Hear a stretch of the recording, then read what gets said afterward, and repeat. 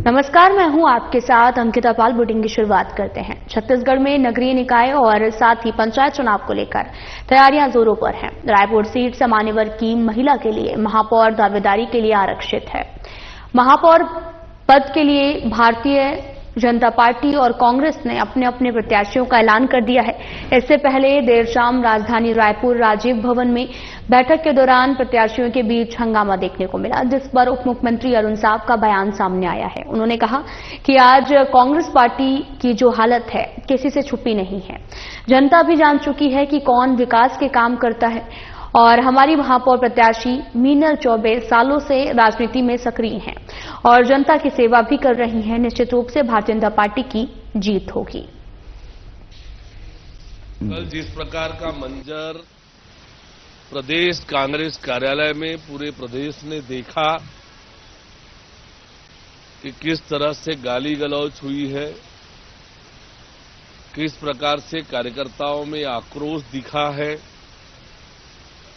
वो ये बताता है कि कांग्रेस में किस प्रकार से झगड़े हैं।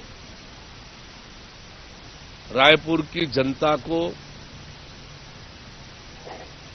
जिस प्रकार से कांग्रेस पार्टी ने छलने का काम किया है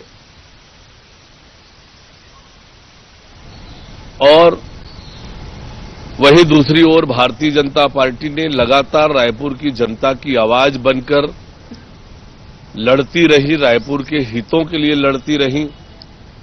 ऐसे मीनल चौबे जैसे एक जुझारू महिला को भारतीय जनता पार्टी ने प्रत्याशी बनाया है, जो वर्षों से राजनीति में है, जन सेवा कर रही है।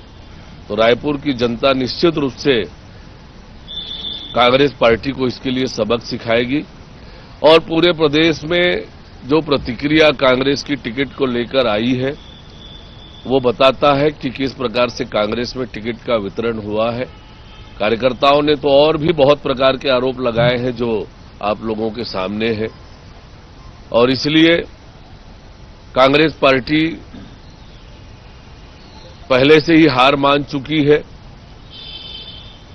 और नगरीय निकायों की जनता तो तैयार ही बैठी है कांग्रेस पार्टी को घर बिठाने के लिए। 5 साल में जो दुर्दशा कांग्रेस की सरकार में नगरीय निकायों का हुआ, शहर की जनता ने ठान के रखा है कि इस निकाय के चुनाव में सभी जगह भारतीय जनता पार्टी को समर्थन देने का, भारतीय जनता पार्टी को जिताने का। उप मुख्यमंत्री और पंचायत मंत्री विजय शर्मा ने राजधानी रायपुर एकात्म परिसर में पत्रकार वार्ता को संबोधित किया। इस दौरान पंचायत चुनाव प्रभारी सौरभ सिंह भी उनके साथ मौजूद रहे। त्रिस्तरीय पंचायत चुनाव को लेकर पत्रकार वार्ता रखी गई, जिसमें उप मुख्यमंत्री विजय शर्मा ने कहा कि मोर आवाज मोर अधिकार नारा लेकर भारतीय जनता पार्टी पंचायत चुनाव में आगे बढ़ रही है। उन्होंने कहा कि बीजेपी का संकल्प था हमारी सरकार आती है तो आवास योजना स्वीकृत करना। पूर्व सरकार में पंचायत मंत्री ने इस्तीफा दे दिया था। छत्तीसगढ़ की गरीब साथियों को आवास तो मिल रहा है हमारी सरकार में, लेकिन पूर्ववर्ती सरकार के कारण ये 6 साल से रुका हुआ था। अगर 6 साल पहले ही लोगों को आवास स्वीकृत हो चुका है तो आज हालात कुछ और ही होते। उन्होंने कहा कि 84,06,931 आवास हमारी सरकार में स्वीकृत हुए हैं। हमारी संकल्प है कि इसके लिए राज्यांश का मांग को लेकर हम लगातार केंद्र से संपर्क में भी हैं। उन्होंने कहा कि हमारी सरकार ने प्रधानमंत्री जनमन योजना के तहत में ट्राइबल इलाकों में भी आवास स्वीकृत किए हैं, जिसके अंतर्गत 1,80,000 आवास स्वीकृत हुए। साथ ही आवास प्लस का स्पेशल पैकेज भी केंद्र से स्वीकृत हुआ है। इसके अंतर्गत 3,30,000 पंचायत मंत्री शिवराज सिंह चौहान ने छत्तीसगढ़ में देने का वादा किया है।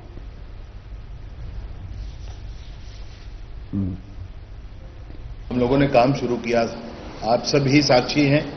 आप सभी ने अपने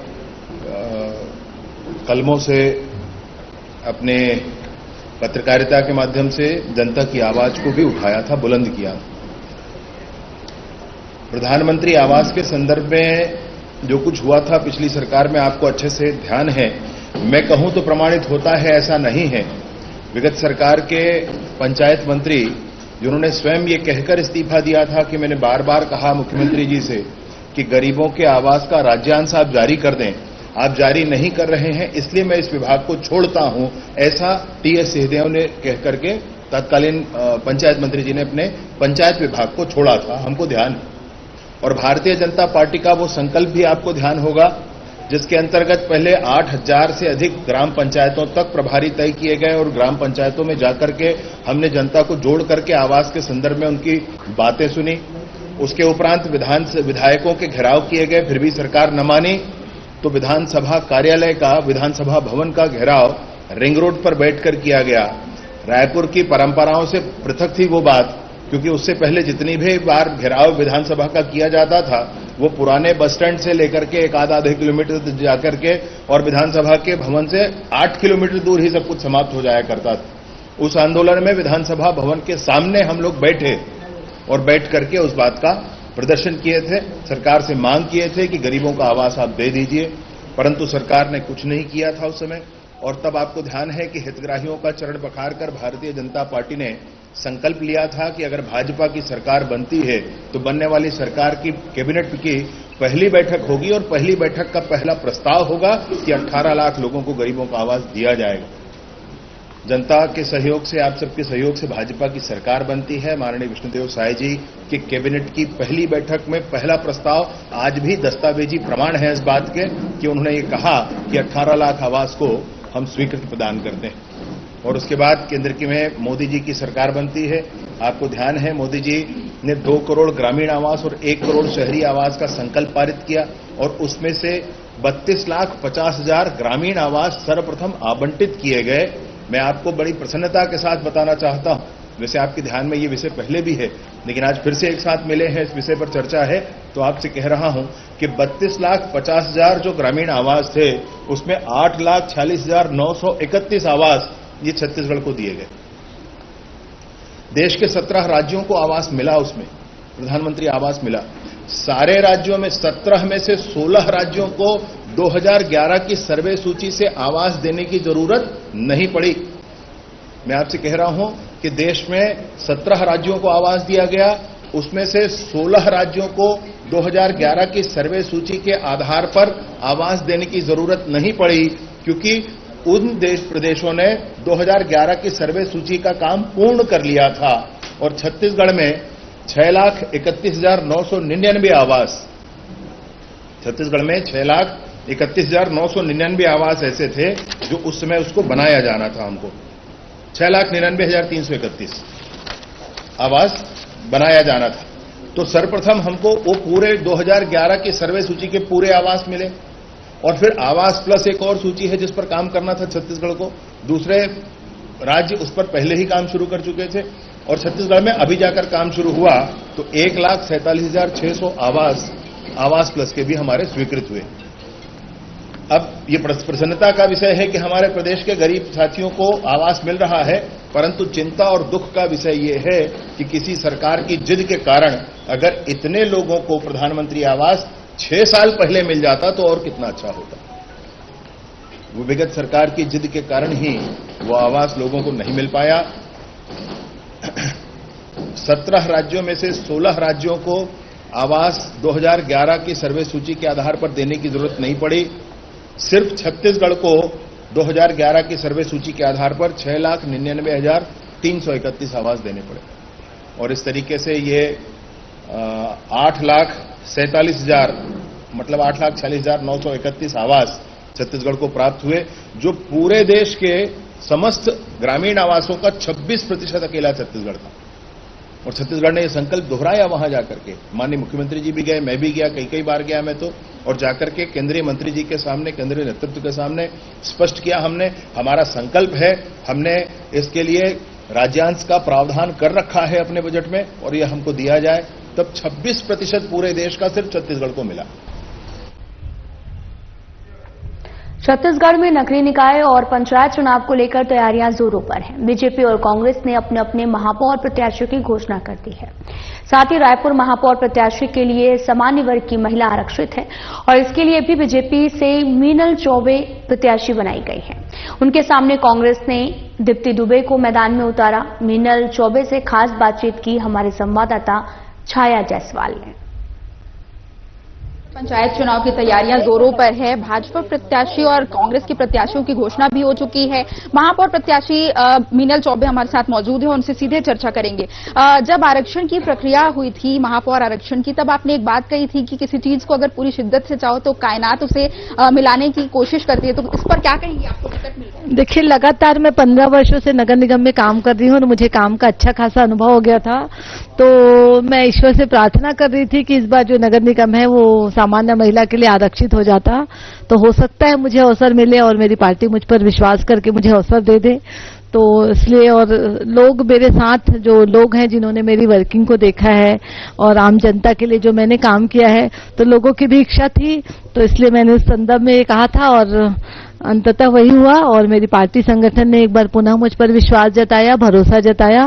मैं आपके माध्यम से संगठन, संघ परिवार और अपनी पार्टी का बहुत धन्यवाद करती हूं और मेरी कोशिश रहेगी कि मैं रायपुर शहर की जनता के लिए कुछ अच्छा कर सकूं। पिछले 5 सालों में ऐसे कौन से काम है जो मानती हैं आप पूरा नहीं हो पाए और उसको लेकर आगे जाएंगी, आगे आपके मुद्दे होंगे? देखिए, पिछले 5 वर्षों में कुछ काम ही क्या हुआ है? कांग्रेस के महापौर ने कोई काम ही नहीं किया है, तो उसमें क्या अच्छा और क्या इनकम्प्लीट और क्या अपूर्ण?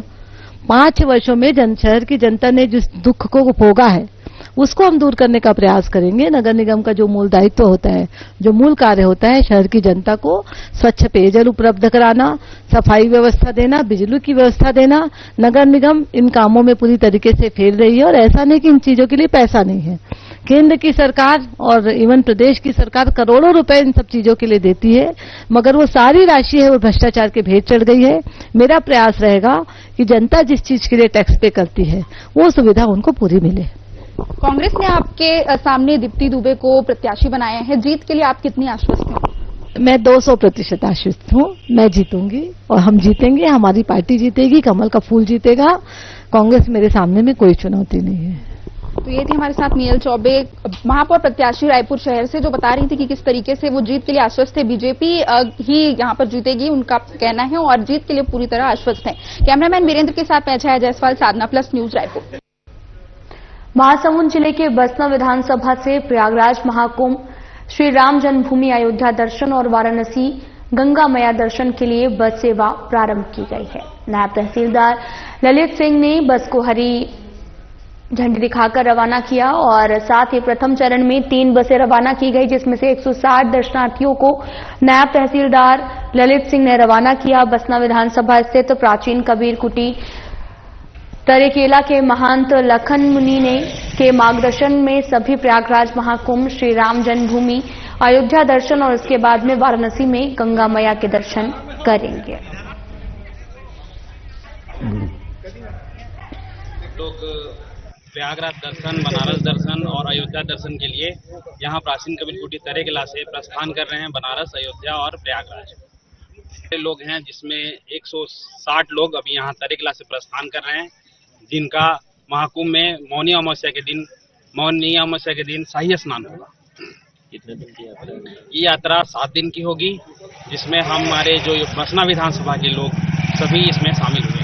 ये प्रथम चरण है? हाँ, प्रथम चरण है। हमारा द्वितीय चरण 6 फरवरी के तरेकेला से ही फिर प्रस्थान करेगी। बहुत ही उल्लास और आनंद का विषय है कि हमारे मुनि श्रेष्ठ लखन मुनि जी साहेब का इतना सुंदर प्रयास हुआ है हमारे पूरे अंचल के लिए कि उन्होंने इस संयोजन से इतने 3 बस भर करके श्रद्धालुओं को प्रयागराज दर्शन के लिए भेज रहे हैं। इसके पहले भी अयोध्या में जब भगवान का प्राण प्रतिष्ठा हुआ था तब भी हम लोग आए थे, डॉक्टर साहब हमारे साथ थे, सभी लोग हमारे साथ थे। सब लोग यहाँ पर बस से उनको हरी झंडी दिखाकर रवाना किए थे। ये बहुत सौभाग्य और उल्लास की बात है। हम लोग यहाँ पर श्रद्धालुओं को देख रहे हैं कि स्टेट में बैठने के लिए और वहां जाने के लिए उनको लग रहा है कि हम कैसे पहुंच जाएं और कैसे गंगा मैया में स्नान करें, अपने पूर्वजों का, अपना सबका कल्याण हो। तो इसका बहुत सारा साधुवाद हम हमारे लखन मुनि साहब को देते हैं कि तरेकेला आश्रम से इतना सुंदर प्रयास होता रहा है। शासकीय हाई स्कूल मंगेदा में गणतंत्र दिवस हर्षोल्लास पूर्वक मनाया गया, जिसमें ग्राम के कई शासकीय और अशासकीय स्थानों पर झंडा फहराया गया है। और वहीं इस दौरान शासकीय उच्चतर माध्यमिक विद्यालय मंगेदा में सांस्कृतिक कार्यक्रमों का भी आयोजन किया गया। वहीं गणतंत्र दिवस के अवसर पर बच्चों के लिए मंगेदा उच्चतर माध्यमिक विद्यालय में साइकिल स्टैंड का उद्घाटन किया गया है।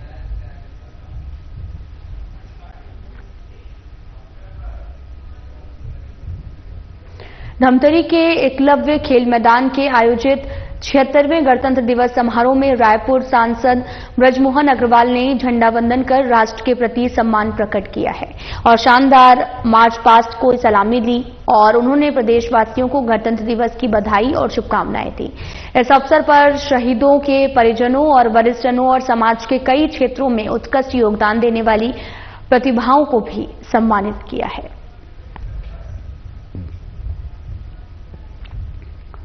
भिलाई स्थित सीमांत मुख्यालय सीमा सुरक्षा बल के जवानों और अधिकारियों ने बड़े ही हर्षोल्लास से 76वां गणतंत्र दिवस मनाया। सर्वप्रथम सीमा सुरक्षा बल छत्तीसगढ़ के महानिरीक्षक आनंद प्रताप सिंह ने ध्वजारोहण किया और इसके बाद वहां पर उपस्थित सभी अधिकारियों, अधीनस्थ अधिकारियों और कर्मियों ने राष्ट्रगान के साथ तिरंगे को सलामी दी।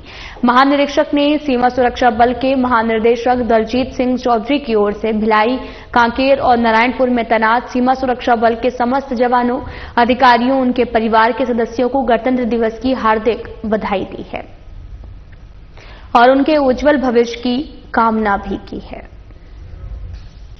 गणतंत्र दिवस पर बीएसएफ ने ध्वजारोहण का आयोजन किया है और मैं अपनी ओर से और अपने सभी बीएसएफ के साथियों की ओर से सबको इस गणतंत्र दिवस की शुभकामना देना चाहता हूं। पिछले 1 वर्षों से हमको नक्सल उन्मूलन के क्षेत्र में सफलताएं मिल रही हैं और इस गणतंत्र दिवस के अवसर पर हम आज यही वापस पुनः शपथ लेते हैं कि हम इसी निष्ठा से काम करते रहेंगे और नक्सल उन्मूलन की दिशा में निरंतर कार्य करते रहेंगे।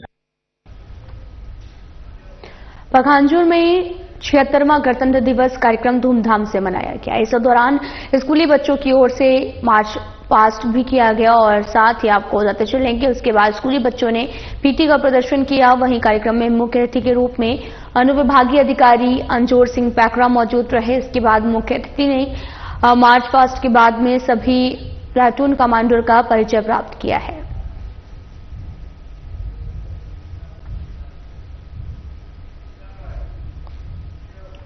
रायपुर जिले में 25 जनवरी को आपको बताते चले कि राष्ट्रीय मतदाता दिवस के अवसर पर कार्यक्रम का आयोजन किया गया, जिसमें मुख्य निर्वाचन पदाधिकारी रीना बाबा साहब कांगाले ने भी निर्वाचन कार्य में उत्कृष्ट कार्य करने वाले अधिकारियों और कर्मचारियों को सम्मानित किया गया। साथ ही मतदाताओं को मतदान के लिए शपथ दिलाई गई। इस कार्यक्रम में निर्वाचन गीतकार व्याख्याता मीनाक्षी केशरवानी द्वारा निर्वाचन गीत का विमोचन किया गया, साथ ही उन्हें सम्मानित भी किया गया। इसके अलावा नए मतदाताओं को एपिक कार्ड प्रदान किए गए हैं।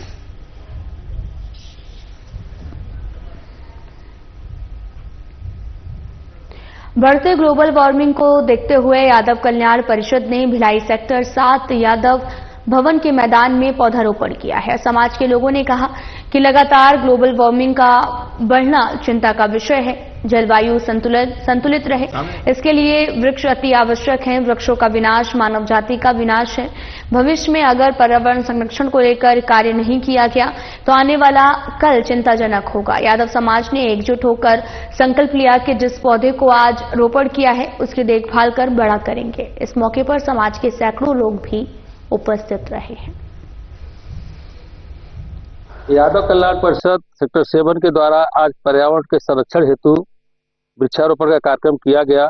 इसमें हमारे यादव कल्याण परिषद के सभी साथी एक साथ एकजुट होकर पर्यावरण का वृक्ष लगाए और पर्यावरण अगर सुरक्षित रहेगा तो हम कभी भी प्रदूषण अगर नहीं रहेगा तो हमारा यहाँ पे सरवाइव करना बहुत ही सरल रहेगा। और मैं कसम खाता हूँ, समाज के साथ कसम खाता हूँ, इस जो हम वृक्ष लगाए हैं उसकी सुरक्षा भी करेंगे। संकल्प ये है कि जितने भी वृक्ष लगाए उसको संरक्षण करेंगे और पर्यावरण को सुरक्षित रखेंगे। कौन कौन शामिल हुए? मगर हमारे समाज के सभी आदमी शामिल हुए थे। वीरेंद्र यादव है, अशोक यादव है, धर्मेंद्र है, ये और भी लोग हैं जो लोग समाज। कितना आवश्यक मानते पेड़ लगाना? पेड़ लगाना अति आवश्यक है, क्योंकि पर्यावरण के संरक्षण के लिए पेड़ बहुत जरूरी है। उसको ध्यान में रखते हमारे समाज के द्वारा संकल्प लिया गया था, जो पेड़ लगाया गया है उसका संरक्षण भी किया जाएगा।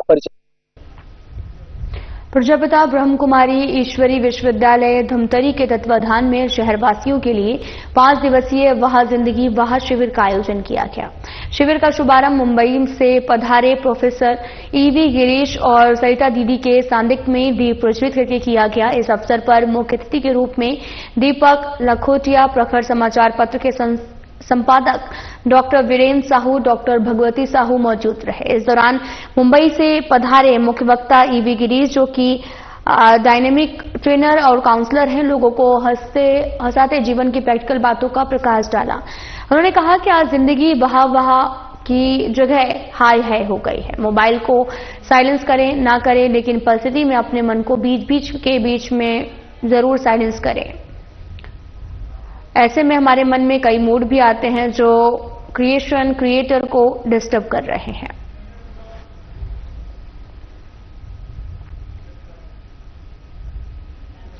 रायपुर के गुड़ियारी पुलिस टीम ने मुखबिर की सूचना पर शराब तस्कर को गिरफ्तार किया है। मुखबिर को बताए स्थान पर दबिश देने पर एक व्यक्ति मिला जो कि प्लास्टिक की बोरी में शराब रखा था, जिसे पुलिस ने धर दबोचा है। आरोपी के कब्जे से 47 पौवे देशी शराब बरामद की गई, जिसकी कीमत जो है वो 4,230 रुपए है।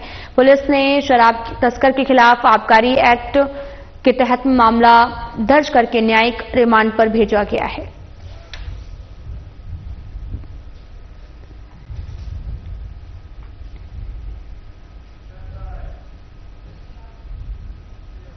वहीं हसौद से भी पुलिस ने मुखबिर सूचना पर शराब तस्कर को गिरफ्तार किया, जिसके कब्जे से कुल आपको बता चले कि 35 पौवा देशी शराब बरामद हुआ है, जिसकी कीमत 3,850 रुपए है। पुलिस ने शराब तस्कर को के खिलाफ जो है वो आबकारी एक्ट के तहत मामला दर्ज कर न्यायिक हिरासत में लेकर न्यायालय भेजा है। आपको बताते चलें कि शराब के साथ तस्कर को गिरफ्तार किया गया है। 35 पौवा देशी शराब को बरामद भी किया गया है। पूरा मामला थाना मंदिर हसौद का बताया जा रहा है, जहां पर मुखबिर की सूचना पर शराब तस्कर को गिरफ्तार किया गया, जिसके कब्जे से कुल 35 पौवा देशी शराब को बरामद किया गया है। आपको बताते चले कि 3,850 रुपए इसकी कीमत बताई जा रही है।